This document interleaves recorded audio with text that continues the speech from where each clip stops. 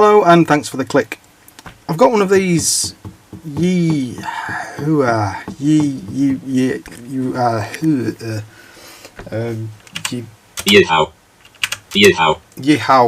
soldering stations, and it's been great. It's actually really good. We've got airflow rework station, hot air, and a soldering iron.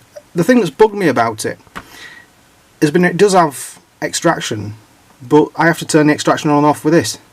And the soldering iron actually has a sensor in it to go into a sleep mode when it's not being used. So it always irritated me that it didn't actually do that for me and turn on the extraction when I picked the soldering iron up.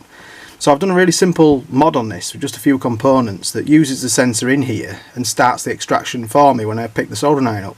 So I'll just demonstrate it quickly. And that starts the extraction, and then if we put it back in again after a few seconds it'll stop.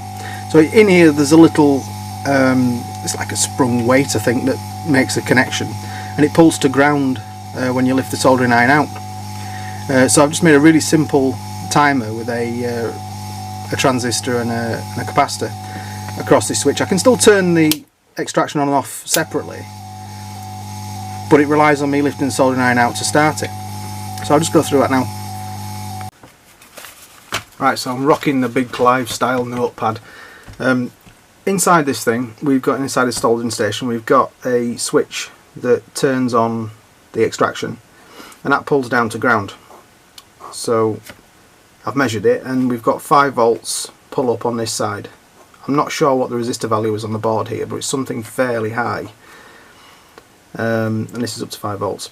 So this is quite convenient, because what we can do is just stick a fairly large capacitor across there, and this will serve to give us a time constant, and that acts as the timer for how long the extraction will be on when the soldering iron's picked up. Now the other good thing about this is the soldering iron, when it's in its downward position like that, actually shorts to ground. There's a little ball bearing sensor in there that floats forward, so when that shorts to ground, we know that it's in the soldering station, in the holder, and when it flops back again, when you pick it up, the line's allowed to go high.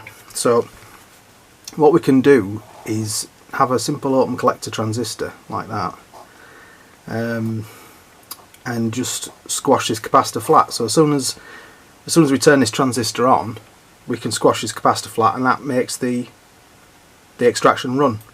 So that'll run until this capacitor is charged back up again, and then when it gets past the uncertainty region here, it'll stop. So that'll be about 2.5 volts or something around there. What I've found is that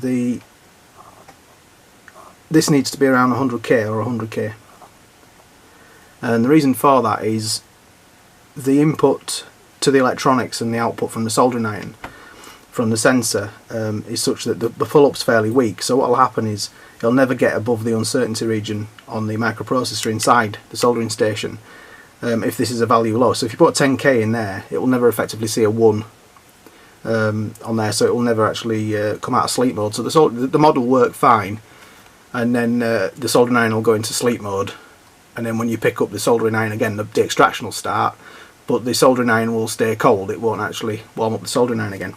So this is the blue wire on the back of the, we run a blue wire to the back of the connector on the soldering station from the soldering iron. So that's the blue wire. And as I say, this goes to ground when the soldering iron's back in its holder again. So that means that when that's at ground, the transistor's not turned on, the capacitor's allowed to charge up through here, and so the extraction turns off after a given, it's probably about 5 seconds or so. But you can of course change this capacitor value to get your desired time constant. Now I've actually modded this so that the switch is still in line. So I've actually taken it from here so that I can have the extraction turned off, but you might prefer to have it so you can have the extraction on all the time.